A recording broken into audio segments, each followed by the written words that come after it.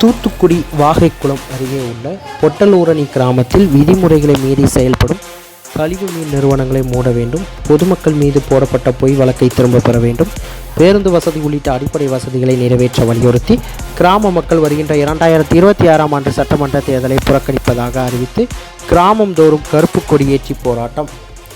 தூத்துக்குடி மாவட்டம் ஓட்டப்பிடாரம் சட்டமன்ற தொகுதிக்கு உட்பட்ட வாகைக்குளம் அருகே உள்ளது பொட்டலூரணி கிராமம். இந்த கிராமத்தில் சுமார் 1000க்கும் மேற்பட்ட வீடுகளில் சுமார் 912 வாக்காளர்கள் உள்ளனர். இந்த கிராமத்தை சுற்றி விதிமுறைகளை மீறி தனியார் மீன் கழிவுகள் ஆலைகள் செயல்பட்டு வருகின்றன. இந்த ஆலைகளில் இருந்து வெளியேற்றப்படும் கழிவுகள் மற்றும் துர்நாற்றம் காரணமாக கிராம மக்கள் பல்வேறு விதமான சுவாச கோளாறுகளால் உடல் உபாதைகள் பாதிக்கப்பட்டு வருகின்றனர். மேலும் நிலத்தடி நீர் உள்ளிட்டவை பாதிக்கப்பட்டு வருகின்றன. எனவே இந்த கழிவுநீர் ஆலைகளை இந்த பகுதியில் இருந்து உடனடியாக அகற்ற வேண்டும் என கிராம மக்கள் தொடர்ந்து போராட்டத்தில் ஈடுபட்டு வந்தனர். ஆனால் இதற்கு மாவட்ட நிர்வாகம் எந்தவித நடவடிக்கையும் எடுக்கவில்லை என கூறப்படுகின்றது. இதனைத் தொடர்ந்து கடந்த பாராளுமன்ற தேர்தலை இந்த கிராம மக்கள் முற்றிலுமாக புறக்கணித்தனர். தொடர்ந்து போராட்டத்தில் ஈடுபட்டு வந்தனர். இதனைத் தொடர்ந்து போராட்டத்தில் ஈடுபட்ட கிராம மக்கள் மீது காவல்துறை வழக்கு பதிவு செய்துள்ளது. இந்த நிலையில் 677வது நாளாக தொடர்ந்து போராட்டத்தில் கிராம மக்கள் ஈடுபட்டு வருகின்றனர். இதனைத் தொடர்ந்து கிராம மக்களின் போராட்டத்தை கண்டுகொள்ளாத தமிழக அரசு மற்றும் மாவட்ட நிர்வாகத்தை கண்டித்து பொட்டலூரணி கிராம மக்கள் சார்பில் கழிவு மீன் நிறுவனங்களுக்கு எதிராக போராட்டக் குழுவினர் வரக்கூடிய 2026ஆம் ஆண்டு சட்டமன்ற தேர்தலை புறக்கணிக்கப் போவதாக அறிவித்துள்ளனர்.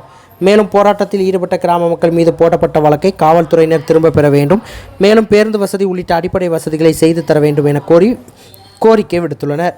இந்த கோரிக்கைகளை வலியுறுத்தி கிராமத்தில் கருப்பு கொடி ஏற்றி தேர்தல் புறக்கணிப்பில் கிராம மக்கள் ஈடுபட உள்ளதாக தெரிவித்துள்ளனர். எங்கள் ஊரை சுற்றி 3 கழிவு மீன் நிறுவனம் இருக்குது.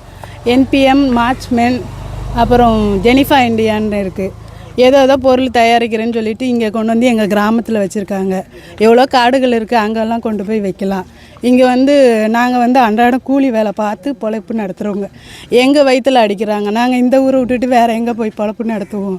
அதனால் இந்த 3 கம்பெனியும் இருந்தால் நாங்கள் ஓட்டு போட மாட்டோம். சட்டமன்ற தேர்தலை புறக்கணிக்கிறோம். எதுவுமே நிற்க மாட்டேங்குது. நாங்கள் 1 மணி நேரம் வேலைக்கு 5 மணி நேரம் போயிட்டு வர மாதிரி இருக்குது. 2 மணி நேரம் பஸ்ஸு காத்துட்டு இருந்து திரும்பி வர 2 மணி நேரம் ஆகுது. ஒரு அரை நாள் 1 நாள் பொழப்பு போனால் நாங்கள் எங்கே போய் இது பண்ணுறது? நேற்று நைட்டு கூட ஒரே மீன் கம்பெனி நாத்தினேன். ஒரு வெயில் காலத்தில் ஒரு காற்று வரத்துக்கு கூட கதவு திறக்க வழி இல்லை. திடீர்னு திறக்கிறாங்க. ஆஃபீஸர் வர நேரத்தில் அமர்த்தி வச்சிடுறாங்க. ஆஃபீஸர் வர நேரம் மட்டும் இருக்க மாட்டேங்குது. ஏம்மா இப்போ வாடகை அடிக்கலையே, இப்போ எங்கே வாடகை அடிக்குது அப்படின்றாங்க.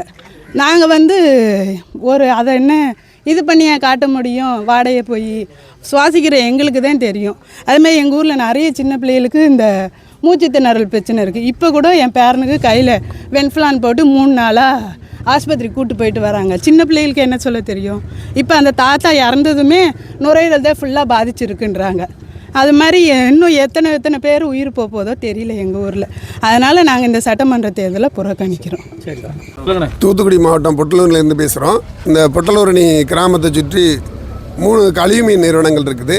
இந்த கழிவு மீன் நிறுவனங்களில் மூலப்பொருளாக புழுத்து போன அழுகின மீனை தான் கொண்டு வர்றாங்க. அதில் கெமிக்கல் சேர்த்து அதை அவிச்சு எடுக்கும் பொழுது அதில் இருந்து மீன் எண்ணெய் எடுக்கிறோம், மீன் தூள் எடுக்கிறாங்க. அப்போ அந்த உற்பத்தி நேரத்தில் கடுமையான நாத்தம், தாங்க முடியாத அளவுக்கு நாத்தம், பல நாள்கள் தூங்க முடியல, மூச்சு திணறல் ஏற்படுது. கொஞ்சம் பேர் இதனால் ஊரில் இறந்துருக்குறாங்க.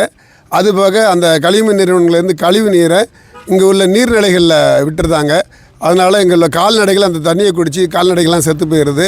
தொடர்ச்சியாக போன பாராளுமன்ற தேர்தல் வரைக்கும் 2024 வரைக்கும் நம்ம மனுவாக கொடுத்தோம்.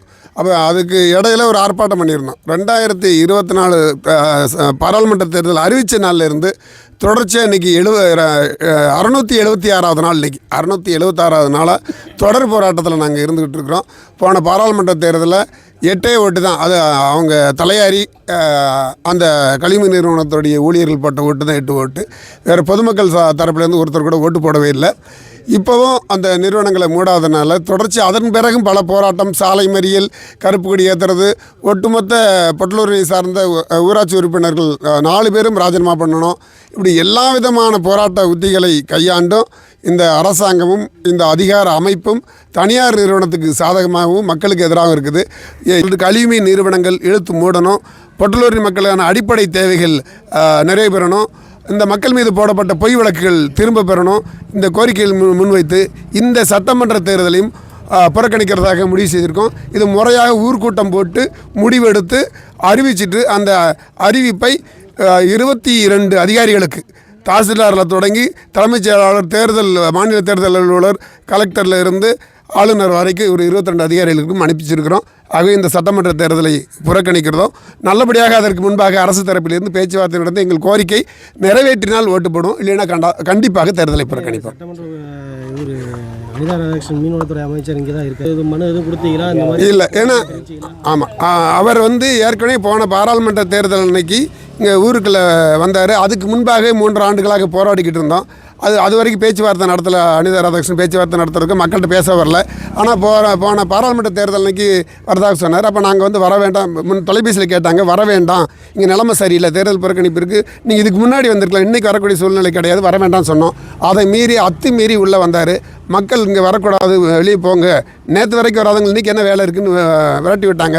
உடனே அடுத்த ஒரு மணி நேரத்தில் 40 கூலிப்படையினர் இறங்கி மக்களை தாக்கிறதுக்காக அருவா, கத்தி போன்ற ஆயுதங்களோடு இறங்கினாங்க. நாங்கள் தற்காப்பு நடவடிக்கையில் நாங்கள் ஈடுபட்ட உடனே அவங்க போயிட்டாங்க. ஆனால் வந்தவங்க மேலே வழக்கு ஒழுங்காக பதிவு செய்யலை.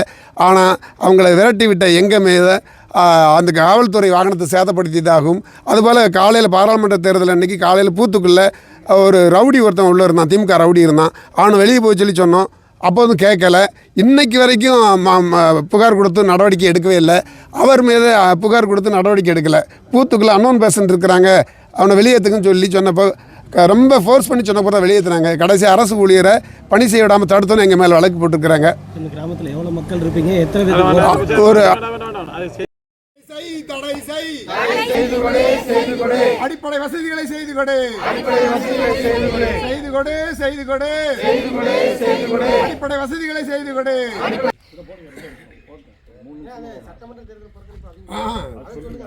புறக்கணிப்போம் சட்டமன்ற தேர்தலை, புறக்கணிப்போம் புறக்கணிப்போம்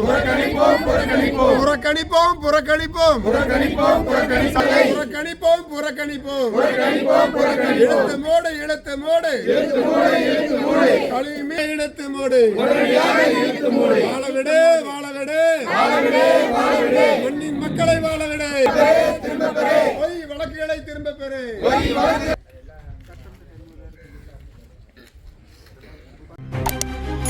செய்திகளை உடனுக்குடன் தெரிந்து கொள்ள உங்கள் கரம் டிவியை சப்ஸ்கிரைப் செய்யுங்கள். அதோடு பெல் பட்டனையும் கிளிக் செய்யுங்கள்.